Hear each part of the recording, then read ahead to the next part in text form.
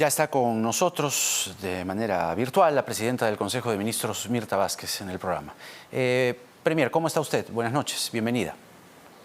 Muy buenas noches, Jaime. Muchas gracias por la invitación. Bueno, queríamos comenzar con esta noticia de la medida de fuerza que se ha levantado en Las Bambas tras el diálogo que han sostenido con usted. El corredor minero sur de Las Bambas estuvo desde el 18 de octubre bloqueado por las comunidades que habitan cerca del campamento minero. ¿Cuáles han sido los acuerdos para que se levante este bloqueo? Sí, a ver, Jaime, recordar que las comunidades de la zona del corredor minero tienen una serie de demandas que las vienen sosteniendo desde hace varios años, ¿no? Desde el 2019, en realidad, están ellos tratando de que sean atendidos en esta suerte de reclamos que tienen, varias necesidades que yo creo que son atendibles y bueno, no se les ha cumplido en realidad. Para esto ha tenido que ver mucho el cambio de gobierno, etcétera, Sí, pues. Y ellos estaban bloqueando la carretera como medida de protesta y para llamar la atención del Estado. El día de hoy hemos podido hablar con ellos, en realidad ha sido un diálogo muy fructífero porque creo que hay varias cosas muy atendibles, ¿no? Ellos estaban preocupados porque, por ejemplo, la minera Las Bambas no les había aclarado desde cuándo van a recibir el canon minero. De hecho, la minera está trabajando desde hace varios años, pero por una ley que existe en el país no pagan impuestos sino hasta que recuperan la inversión. Entonces ahí hay cierta incertidumbre, pero nosotros hemos conversado ya con los entes correspondientes y estamos hoy día, en realidad hemos anunciado que el canon minero de Las Bambas empieza a recibir desde el año 2022, con lo cual las comunidades se sienten muy aliviadas porque estaban con problemas económicos. Y luego hay una serie de temas relacionados a compromisos incumplidos, a el tema de cómo se va a solucionar, por ejemplo, los temas ambientales, etcétera, que estamos retomando diálogo. Hay varios proyectos que estaban estancados y, bueno, hemos ido con los diferentes sectores, claro, transportes, economía, energía y minas, y también hemos anunciado que varios de estos proyectos ya han sido destrabados en términos administrativos y pueden seguir adelante, así que eso los ha dejado bastante tranquilos. Y el día de hoy se logró que se levante la medida de fuerza y hemos restablecido un diálogo que esperamos que en este caso sea un diálogo que sí represente una oportunidad para que las comunidades puedan solucionar las demandas que tienen y el Estado pueda cumplir con ellas, ¿no? Estamos en la multiplataforma de RPP, también nos están escuchando en la radio, no solo nos ven en la tele. Uno de los acuerdos, por lo que he podido revisar, es que usted garantiza la presencia, la visita del presidente Castillo a la zona. ¿Esto ya es un acuerdo tomado o se mantiene como un pedido? Es un pedido que ellos han hecho. Por supuesto, lo que yo he podido comprometer es que voy a trasladar este pedido al presidente de la República. Creo que la gente sentiría confianza si es que el presidente en algún momento visita las zonas, porque es necesario también para ellos saber que el propio presidente conoce el estado de cómo viven estas comunidades, así que yo trasladaría este pedido y seguramente que el presidente en algún momento lo va a considerar, ¿no? Me dijo que el pago del canon, digamos, no es que no haya existido, entiendo yo, me dirá usted, la voluntad de pagarlo desde la empresa, sino entiendo que tiene que ver con la operación minera, ¿no? Entonces, ¿ya hay voluntad de la empresa? ¿Ya han conversado con la empresa? ¿Esto es algo cerrado o todavía no? No es un tema de voluntades, Jaime, sino de la ley, ¿no? Eso, la pues, ley claro. Establece que en realidad una empresa cuando empieza a operar no paga el impuesto a la renta sino hasta que recupera su inversión y eso, para eso puede pasar varios años. Entonces, lo que ha pasado ahora es que hemos hecho, digamos, las indagaciones con SUNAT, con el Ministerio de Economía y Finanzas de cuándo es que se cumple ese plazo y estamos en condiciones de anunciar que el 2022 ya se empieza a pagar el canon minero para esta empresa, ¿no? Muy bien, primera ministra. Otro tema tiene que ver con lo que ha pasado esta semana, ¿no? Desde su presentación ante el Congreso de la República y lo que pasó el mismo día, ¿no? Yo quería preguntarle qué sintió usted cuando el presidente salió a hablar el mismo día en el que usted estaba presentándose en el Congreso. Bueno, Bueno, en realidad, mira, Jaime, nosotros lo tomamos con mucha tranquilidad. Creo que se ha malinterpretado y se ha dicho que hay contradicciones, que hay un doble discurso. Yo quiero descartar totalmente eso, porque para empezar, el discurso lo hemos discutido incluso con el propio presidente, con todo el gabinete, y creo que todos estamos claros y de acuerdo con que en materia, sobre todo del tema del gas, el tema puntual es que queremos lograr dos objetivos fundamentales. Uno es que el gas llegue a todos los peruanos, ¿no? Y algunos lo plantean esto como la nacionalización del gas, pero ese es el objetivo, llegar a todos los peruanos, la masificación, digamos, ¿no? O sea, a ver, y lo para segundo que se entienda, es que nosotros estamos empeñados. La nacionalización, dice usted, es la masificación. Sí, eso es lo que en realidad plantea el presidente de la República. Nosotros hemos discutido este tema y él lo ha reafirmado incluso en las comunicaciones que ha tenido, incluso cuando él hace su presentación en foros internacionales. Lo que apunta es siempre a que el gas pase por un proceso de masificación para que llegue a todos los peruanos. Dijo ese es el planteamiento único y final. Es que él dijo ese día, mientras usted estaba en el Congreso, él en Cajamarca dijo nacionalizar o estatizar. Entonces ahí vino, claro, ahí vino el problema. Lo que está planteando él es el mismo objetivo, es el único objetivo y lo ha ratificado en sus comunicaciones. El único objetivo es masificar el gas y proceder a las renegociaciones para tener condiciones más adecuadas. Ese es el objetivo. Yo creo que la gente tiene que estar tranquila con ese tema. Hubo malas interpretaciones, pero creo que el propio presidente se ha encargado de disipar esas preocupaciones, ¿no? Y también ustedes pueden ver en la política general del gobierno qué es lo que en realidad delinea cómo se va a comportar este gobierno, incluso con las inversiones, con las empresas. Ahí se establece claramente que vamos a ser muy respetuosos de la norma, de la libertad de empresa. Entonces creo que no hay nada de qué preocuparse, ¿no? Claro, pero el tuit del día siguiente tuvo que aclarar, rectificar algo que se entendió de otra forma, tanto así que el dólar comenzó a subir, ¿no? Entonces hubo inmediatamente, ¿qué es eso de estatizar? Dijeron, ¿no? Probablemente a usted también le sorprendió. Sí, por eso creo que era importante precisar y el propio presidente se encargó de hacerlo, ¿no? Él dijo, voy a precisarlo y eso sucedió y creo que eso nos tiene que dejar tranquilos. Y yo como, además, primera ministra, vuelvo a ratificar, acá nosotros somos totalmente respetuosos de la libertad de empresa y sí vamos a perseguir la masificación del gas y renegociar los contratos para tener condiciones más adecuadas, ¿no? La señora Keiko Fujimori en un video pregrabado esta noche le ha pedido en la práctica que usted renuncie porque ella dice que no hay una contradicción, que esto es el plan, digamos, de la izquierda, ¿no? El plan de ir detrás de una estatización y que por eso no le van a dar a usted el voto de confianza.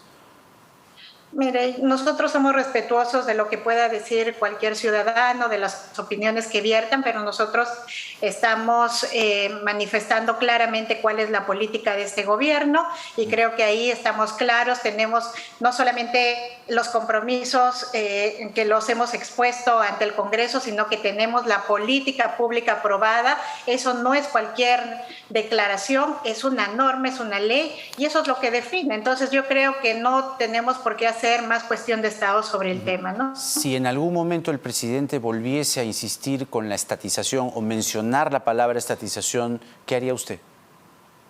Bueno, yo creo que el propio presidente está claro en que siempre hay que ser muy precisos y él por eso emitió ese tuit para precisar y para que todo el mundo se quede tranquilo. ¿Pero qué fue entonces? Creo ¿un error de comunicación? Bueno, no lo sé exactamente, pero creo que él está claro y nos manifestó que siempre él se está refiriendo al tema de cómo se masifica el gas y llega a más peruanos. Eso significa que hagamos un proceso de nacionalizar un recurso que tenemos nosotros aquí en el país, ¿no? Pero por eso, para que se entienda bien, nacionalizar, la acepción que ustedes le están dando es masificar. Entonces, mi pregunta es, ¿cuánto tiempo va a tomar este proceso de masificación? cuánto va a costar, si es que ya tienen un plan, si usted después de todo este incidente alrededor de Camisea pudo conversar sobre ello con el presidente. Sí, y mire, yo quiero repetir que nosotros ya hemos instalado una comisión que se está ocupando de eso. Esperamos que en unos 30 días salga un primer informe. A partir de ese informe se establecerán algunas medidas, incluso propuestas legislativas para ver cómo procedemos a este proceso de masificar el gas, cómo hacemos para renegociar los contratos en el marco de la ley. Entonces, eso está en camino.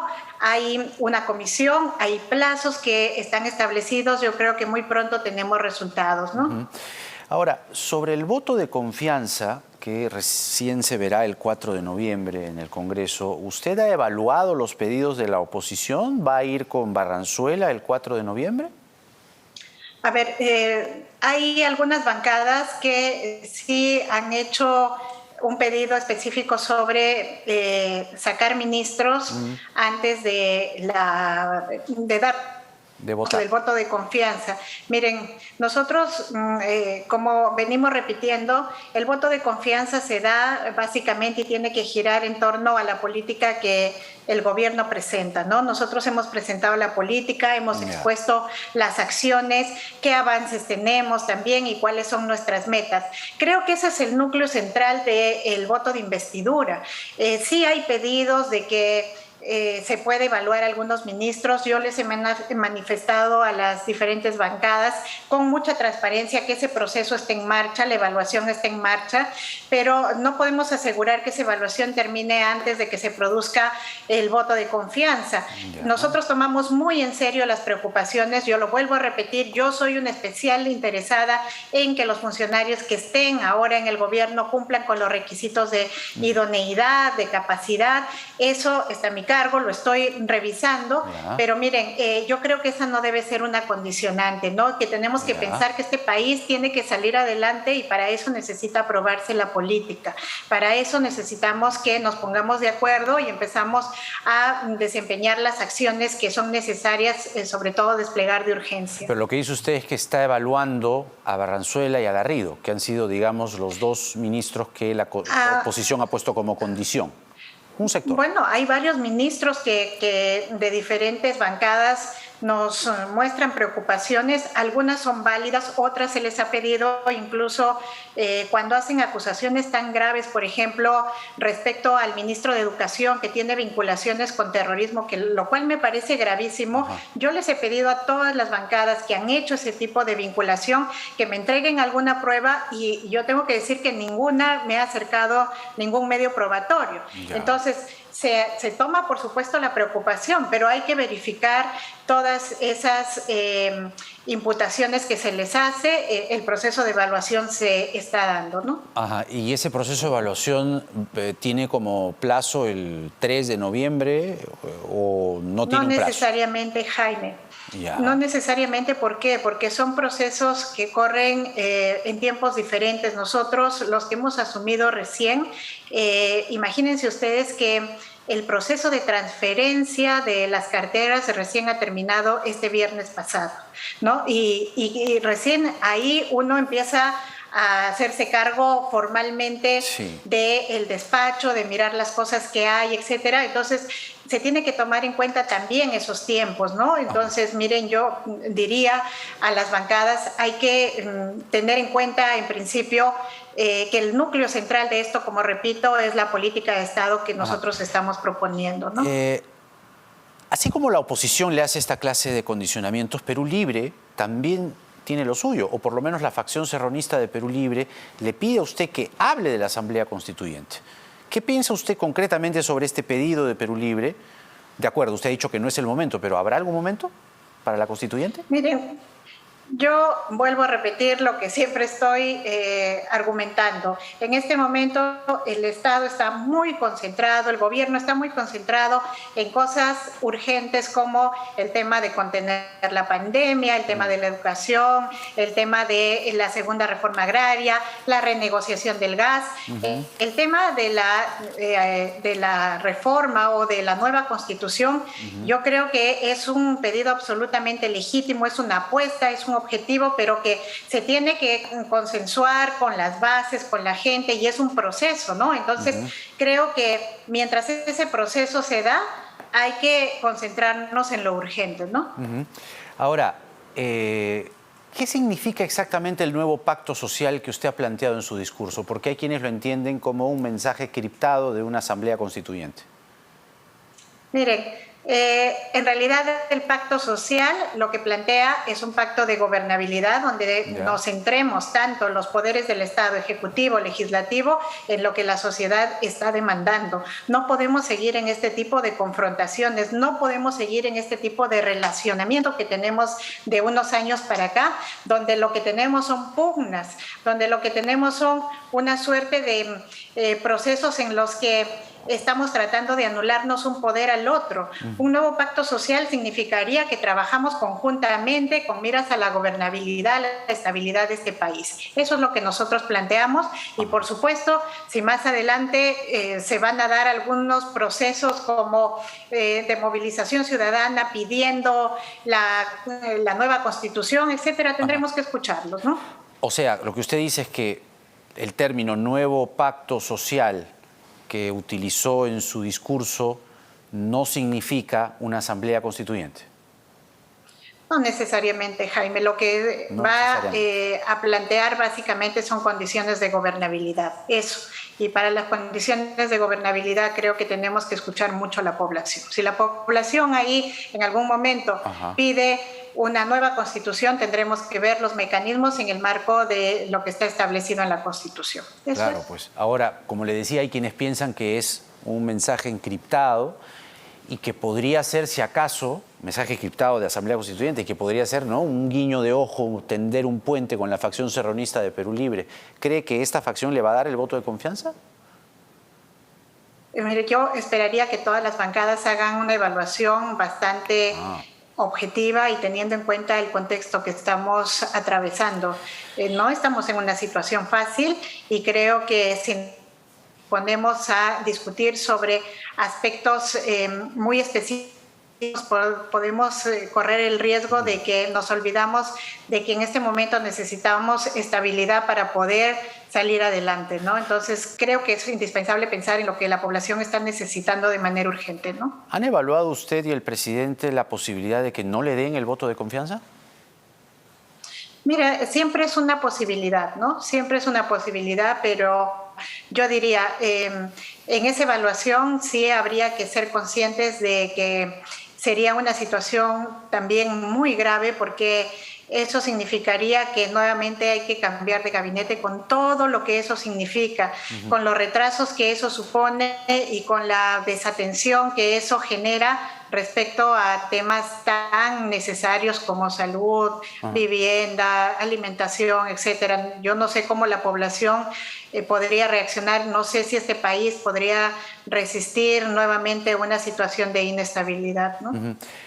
Miremos un momento al espectro de la oposición porque ahí también hay matices. Cuando menos hay dos congresistas, Tudela y Cavero, que se inclinan explícitamente por una vacancia al presidente Castillo. ¿Usted cree que hay un plan en marcha para vacar al presidente Castillo? Por desgracia, yo diría que hay varios indicios de eso, ¿no? Hay mucha gente hablando de manera muy ligera sobre vacancia presidencial. Hay gente incluso haciendo campañas. Hemos visto cómo medios de comunicación, de investigación, sacan informaciones de que incluso empresarios están comprometidos con esto. A mí eso no solamente me parece un asunto grave, sino que me parece un asunto ilegal. Estamos frente a un gobierno constitucionalmente elegido y creo que en el marco de la democracia todo el que se preste de ser demócrata no puede de ninguna manera hablar de estos mecanismos de vacancia. Eso no se puede admitir y creo que hay que defender la situación no solamente de estabilidad, sino hay que defender la democracia en todo su sentido en este momento, ¿no? Pero entonces, si admite que por los hechos, por lo que se ve, hay un sector no solo de políticos, también de empresarios, hubo un chat que se difundió hace unos días en El Foco, que existe un plan de vacancia al presidente de la República, ¿qué intereses creen que se mueven atrás o detrás de ese pedido, de esa intención? Yo no puedo especular, Jaime, sobre cuáles son los intereses, pero sí me parece que es muy grave en este país que hayan sectores que no estén dispuestos a aceptar una elección libre, voluntaria y a respetar la voluntad de la mayoría. Eso es gravísimo, digamos, en un país como el nuestro, ¿no? Estamos caminando hacia fortalecernos como un país que respete la democracia y estos son graves retrocesos. Hemos visto cómo hay facciones bastante radicales que han aparecido en los últimos tiempos. Esos son muy malas señales. Creo que habría que contenerlas con respuestas claras de que la voluntad popular tiene que respetarse. Sobre la demanda de inconstitucionalidad respecto a la regulación del voto de confianza, se produce en medio de la discusión pendiente, ¿no?, de regular también la vacancia presidencial. Justamente, el Congreso todavía no lo pone en agenda, pero ¿usted confía de verdad en que el TC les dé la razón en esta demanda? Le digo por qué, porque mirando nomás la conformación del tribunal, ustedes necesitan 5 votos para que esa demanda sea admitida, ¿no? Parece ser que por las posturas de los magistrados, por lo menos son 6, ¿no? Falleció lamentablemente el magistrado Ramos, pero por lo menos, si necesitan 5, ahí hay por lo menos 2 o 3 que no estarían de acuerdo con esta demanda. Entonces, parecería ser, lo admitió aquí el otro día el ministro de Justicia, parecería ser que la demanda no tendría éxito, ¿no?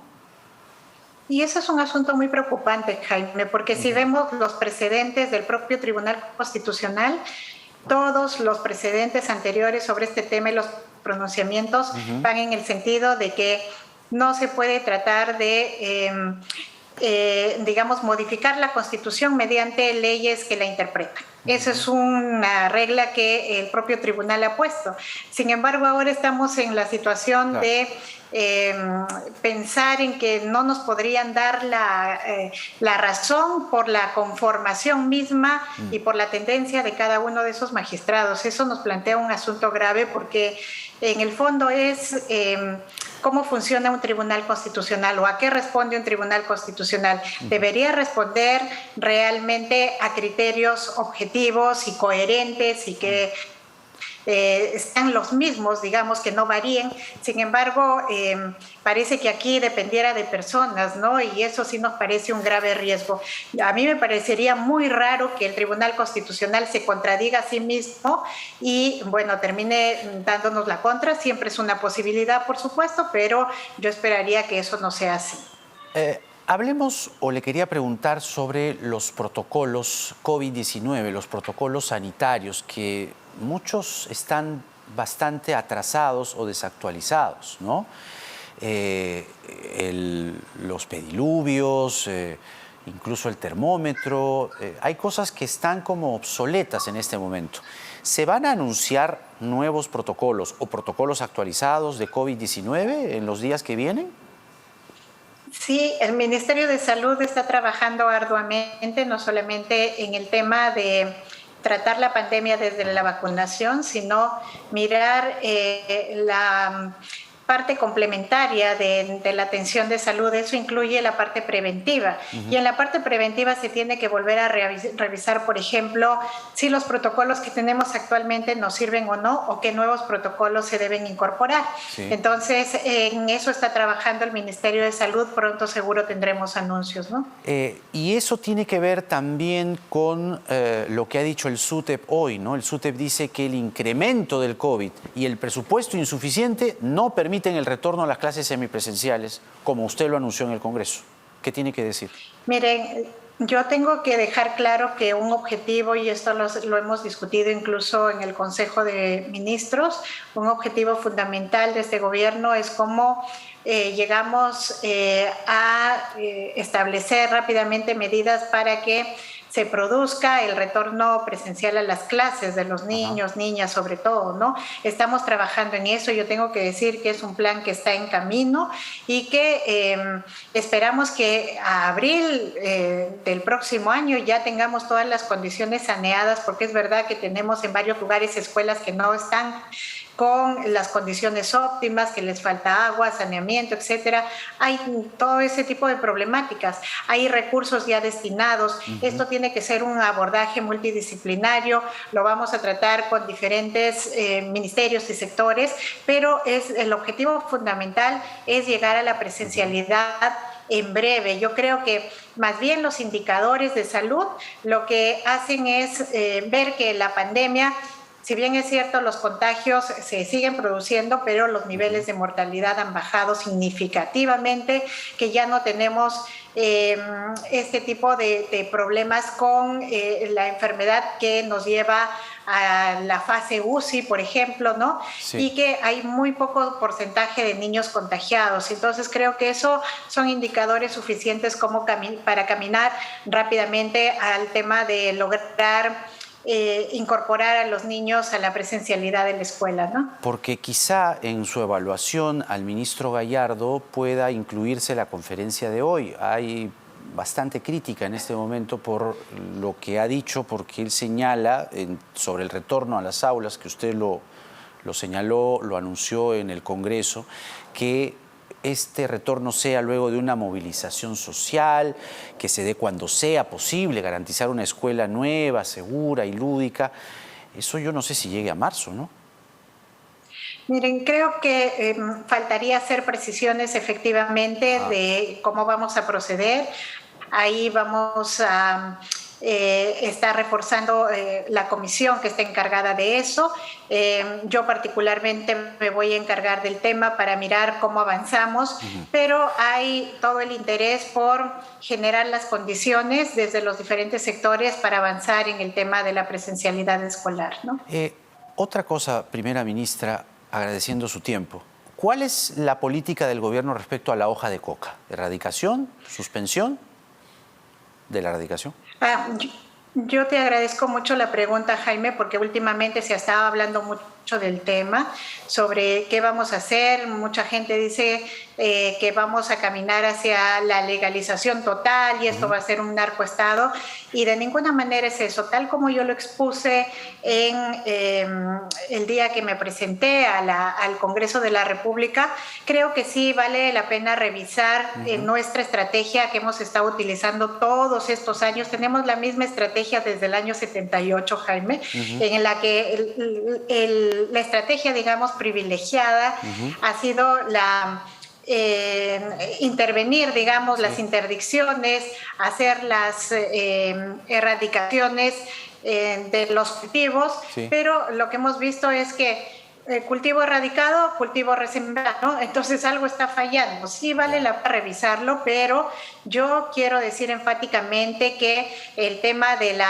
erradicación de cultivos ilícitos sigue siendo una de las estrategias principales, las vamos a seguir utilizando y que sí vamos a mirar algunas particularidades. Mañana, por ejemplo, estamos instalando una mesa de trabajo con pequeños cocaleros que están haciendo varias demandas. Necesitamos un reempadronamiento porque en verdad todo eso está muy desfasado y necesitamos identificar realmente quiénes son los pequeños para poder controlarlos.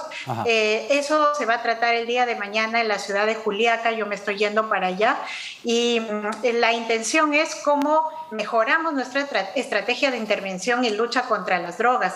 Estamos clarísimos en que uno de los objetivos principales es luchar contra este mal que creo que es uno de los más perniciosos para el país. Entonces, cualquier estrategia que sea importante para luchar contra el narcotráfico, nosotros la vamos a considerar, ¿no? ¿Ya ha elegido, ha designado, ha escogido al nuevo jefe de Devida? Miren, todavía estamos en ese proceso, es muy complejo y es muy difícil porque es un sector complicado, efectivamente. No hemos tenido ternas de personas que hemos estado entrevistando, no hemos logrado conseguir que rápidamente se tenga una selección adecuada, pero yo espero que esta semana ya tengamos establecido a la persona, porque además ya iniciamos estas mesas de trabajo y necesitamos incorporarlo inmediatamente. Sí, ¿no? sí.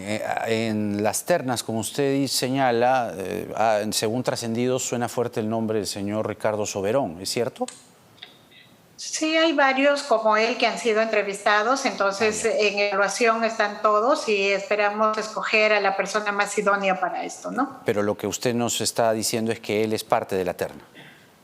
Sí, porque además es público, Jaime, los medios lo han identificado porque en nuestro portal de transparencia nosotros publicamos con quién nos reunimos, a quién entrevistamos, y entonces si ustedes miran los registros, por supuesto que él ha sido una de las personas que hemos entrevistado. ¿Confía en que le den las facultades especiales para legislar sobre tributación? Porque ya hay varios congresistas de oposición que dicen que no, ¿ah?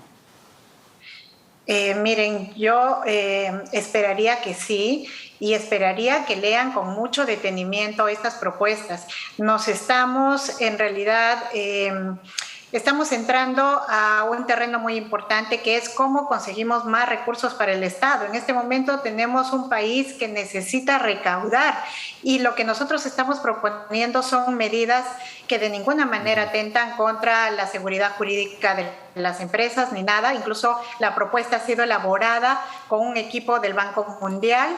Entonces, son propuestas muy serias, y además creo que permitirán que en los próximos años tengamos una recaudación mucho más justa, adecuada, y no va a afectar de ninguna manera la competitividad, si eso es lo que les asusta a algunos sectores, ¿no? ¿Va a ir el presidente a la conferencia de Naciones Unidas sobre cambio climático? Porque hasta ahora no se sabe nada. Usted ha logrado convencerlo, usted es una reconocida ambientalista y esto tiene que ver con el medio ambiente. En verdad, yo he sido una de las más insistentes en el tema. Y yo lo sé. El presidente tenía una decisión que había tomado.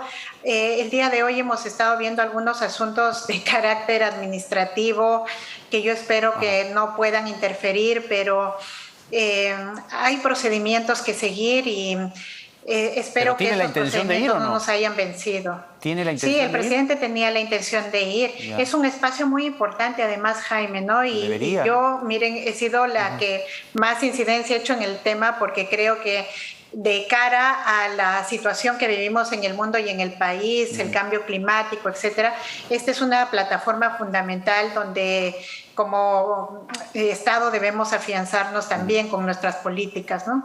¿Qué la diferencia a usted de Guido Bellido? Bueno, creo que sin entrar a comparaciones, yo creo que cada uno tiene sus propios estilos. Yo respeto los estilos del señor Bellido. Yo no quiero entrar al campo ni de la confrontación ni de la crítica. Él hizo lo que hizo, la población evaluará, creo que es al público a quien le toca evaluar cómo nos desempeñamos cada uno en este cargo, ¿no? Mirta Vázquez, la presidenta del Consejo de Ministros, con nosotros. Le agradecemos por esta entrevista, por los anuncios hechos esta noche, y hasta una nueva oportunidad. Gracias. Muchas gracias, Jaime. Muy bien. Ha sido la primera ministra Mirta Vázquez. Vamos a escuchar a nuestros anunciantes y venimos con la parte final, hablando de Naciones Unidas, un video potente, poderoso. Ha emitido hoy Naciones Unidas un dinosaurio entrando a la Asamblea General de la ONU, porque nada está dicho.